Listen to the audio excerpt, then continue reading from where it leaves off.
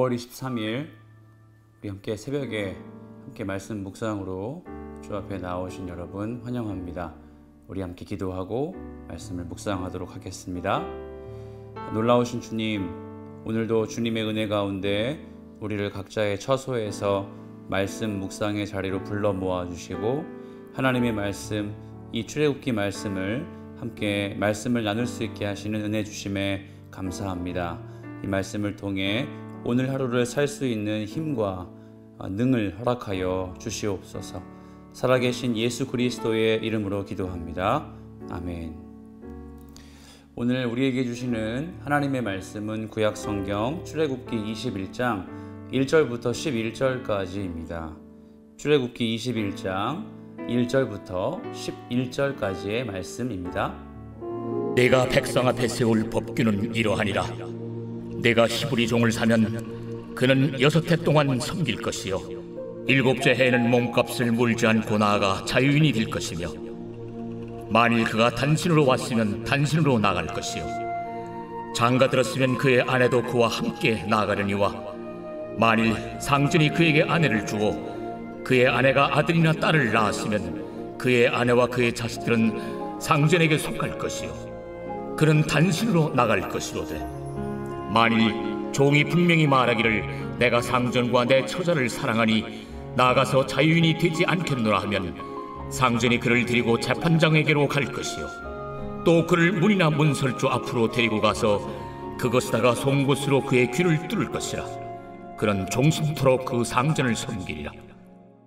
사람이 자기의 딸을 여종으로 팔았으면 그는 남종같이 나오지 못할지며, 만일 상전이 그를 기뻐하지 아니하여 상관하지 아니하면 그를 속량하게 할 것이나, 상전이 그 여자를 속인 것이 되었으니 외국인에게는 팔지 못할 것이요 만일 그를 자기 아들에게 주기로 하였으면 그를 딸같이 대우할 것이요 만일 상전이 다른 여자에게 장가들지라도 그 여자의 음식과 의복과 동침하는 것은 끊지 말 것이요 그가 이 3가지를 시행하지 아니하면 여자는 속전을 내지 않고 거저 나가게 할 것이니라.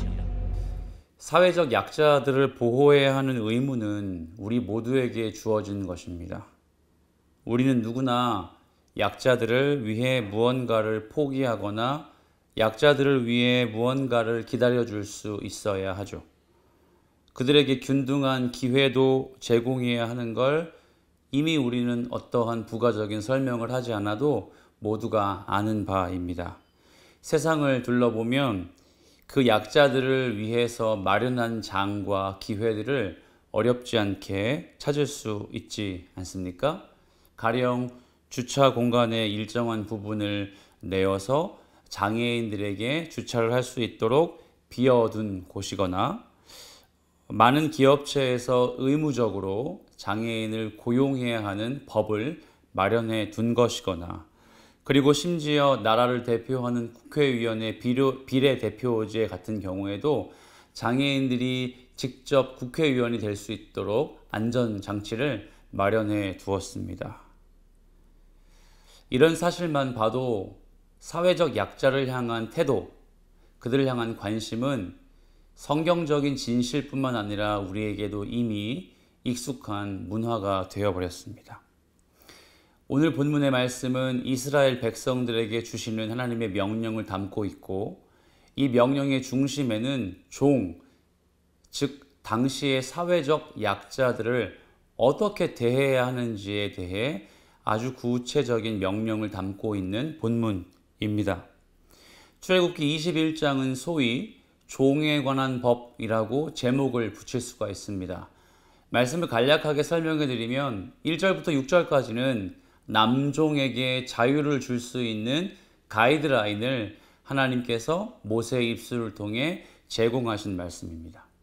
후반기 7절부터 11절까지의 말씀을 보면 남종 아닌 이제 여종에게 어떠한 삶의 보장권을 줄 수 있는지에 대한 구체적인 예시가 담겨 있습니다.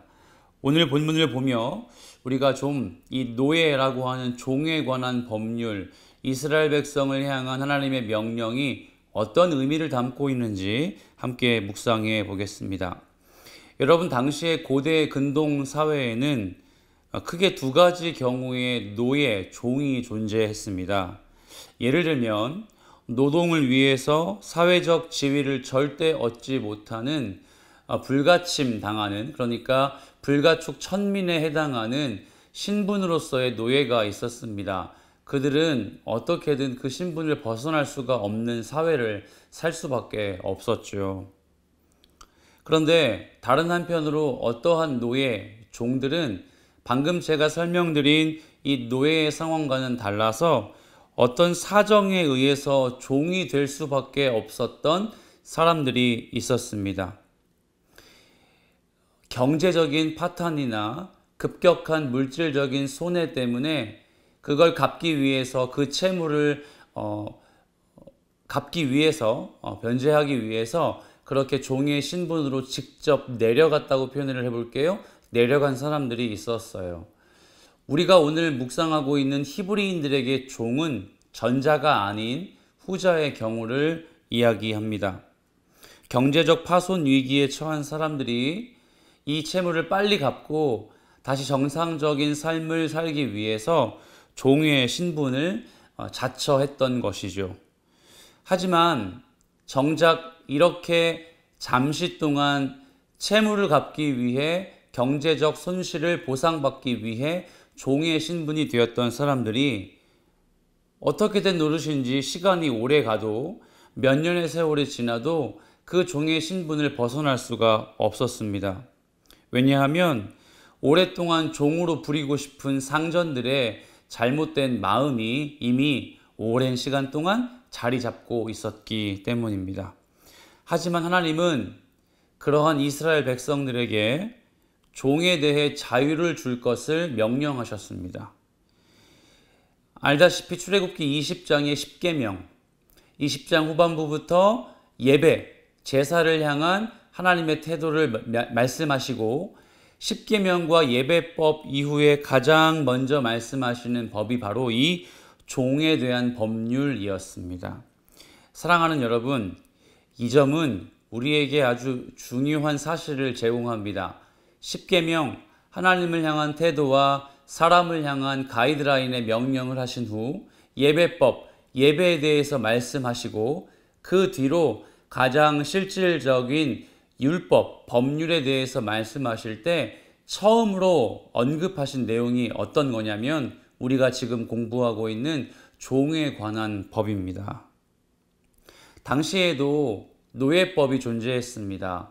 워낙 많은 신분제가 있었기 때문에 바벨론, 아수르, 애굽, 당시의 고대 사회에 어느 나라나 할 것 없이 법전, 그러니까 성문법이 있었고, 이 성문법 안에 대부분 나라가 다 노예법을 신설했습니다. 그런데 대부분의 이 성문법의 노예법은 어디에 들어가는지 아십니까? 가장 마지막에 위치했어요. 우리가 알고 있는 바벨론의 함무라비 법전의 경우에도 노예법을 가장 마지막에 두었습니다. 무슨 말일까요? 그들에게 수많은 법과 규례 중에서 노예법, 종에 관한 법률은 그리 중요한 법이 아니었던 거예요. 아주 천박한 사람들을 위해 굳이 법을 마련하지 않아도 되는 그런 법이었습니다. 하지만 이스라엘 백성들의 성문법이었던 10계명과 율법에 가장 처음 등장하는, 가장 중요하게 생각하는 법률의 내용은 무엇이냐면 종에 관한 법률이었습니다. 1절 말씀을 보면 이렇게 이야기하죠. 제가 한번 읽어볼게요. 내가 백성 앞에 세울 법규는 이러하니라. 여기 말씀에 법규라는 히브리어 단어를 보면 미슈파트라는 단어를 사용하고 있습니다. 이 미슈파트라는 단어는 언제 사용하냐면 아주 중요하고 엄중한 하나님의 통치, 명령을 사용할 때 등장했던 단어예요. 그만큼 종에 관한 법률은 그 어떠한 율법보다도 중요하다. 종에 관한 법률은 그 어떤 규례보다도 우선하다라는 것을 이 미슈파트라는 단어를 통해서 확인할 수 있습니다. 왜 그럴까요? 그것은 바로 결론부터 말씀드리면 하나님을 알고 하나님의 백성의 그 신분에 맞는 삶을 살 때에 가장 먼저 해결해야 할 문제가 약자에 대한 태도였기 때문입니다. 나보다 연약해 보이는 사람, 나보다 사회적으로 지위가 낮은 사람에게 마치 하나님에게 하는 것처럼, 마치 하나님의 백성답게 사는 공동체성을 회복한 성도처럼 그 약자를 대해야 한다는 것을 가르쳐 주고 있다는 말이죠. 그런 의미에서 첫 번째 남종을 향한 자유법은 매우 명료합니다. 6년 동안 일을 했을 때 7년째에는 반드시 자유를 주는 것이죠. 그래서 남종에게 해당하는 법은 자유였습니다. 더 속박하고 싶고 더 소유로 삼고 싶어도 상전들에게 명령하시는 거예요. 너의 것이 아니다. 이 사람의 생명과 지위는 하나님에게 달려있다는 걸 말씀하시기 위해 자유법을 남종에게 주어야 한다라고 말씀하셨습니다. 사실 문제는 7절부터 11절까지의 여종에 관한 법이었어요.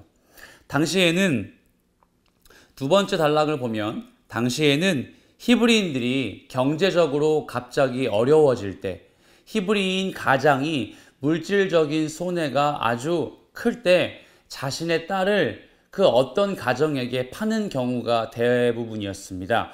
즉 무슨 말일까요? 그 여인을, 그 딸을 다른 가정의 종으로 보내고 노예로 보낸다는 사실이 아니라 그 가정의 며느리 혹은 그 가정의 아내, 와이프로 자기의 딸을 파는 경우가 있었단 말이죠.